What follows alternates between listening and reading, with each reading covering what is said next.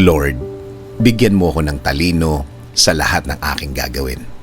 Panginoon, maraming salamat sa araw na ito, sa mga bagong pagkakataon na ibinigay mo sa akin, sa mga bagong opportunity na ilalagay mo sa araw ko, sa mga bagong pangyayari na alam kong positive ang effect sa akin. Alam kong gagawin mo akong matalino. Dahil hindi iisa ang mga pagkakataong kailangan kong magdesisyon, kailangan kong mag-isip, kailangan kong magbigay ng matalinong salita.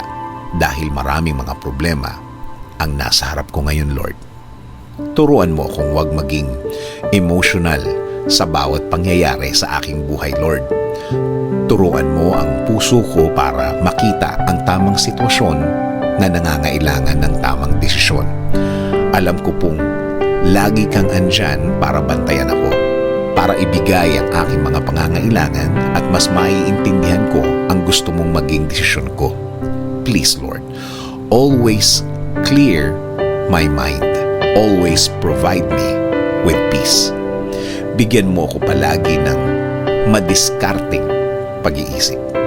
Bigyan mo ako palagi ng malinaw na isip para makita ko ang lahat ng options ko, lalong-lalo na sa oras na kailangan ko ng magdesisyon.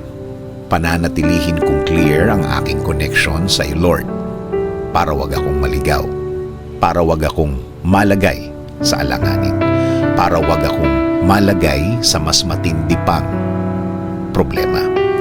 Ibigay mo din ang mga tamang tao na tutulong sa ibinigay mong desisyon para sa akin.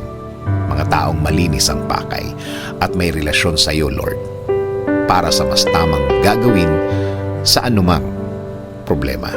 Sa iyo lang ako kakapit at maniniwala, Panginoon. Alam kong hindi mo ako pababayaan. Di mo ako iiwanan. Alam kong nakabantay ka sa akin palagi. Alam kong kapakanan ko palagi ang iniisip mo at sa ikakaganda ng aking buhay at ng aking pamilya ang gusto mong mangyari. Kaya patuloy mong ilid ang aking buhay, Panginoon. Patuloy mong bigyan ng magandang way sa araw-araw. Patuloy ko pong tatanggapin ang lahat ng plano nyo sa aking buhay. Kasama na din po ng aking dasal na ito na alagaan nyo din po ang aking bayan. I-lead nyo po ito sa tama. Bigyan nyo rin po ng talino ang mga namumuno ng aming bansa para sa isang tama at tahimik na araw-araw, Lord. Salamat.